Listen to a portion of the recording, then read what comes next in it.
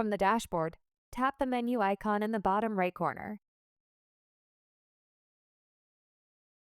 Tap Add Client. Enter the client ID, name, gender, date of birth, and assessment title. Tap Save.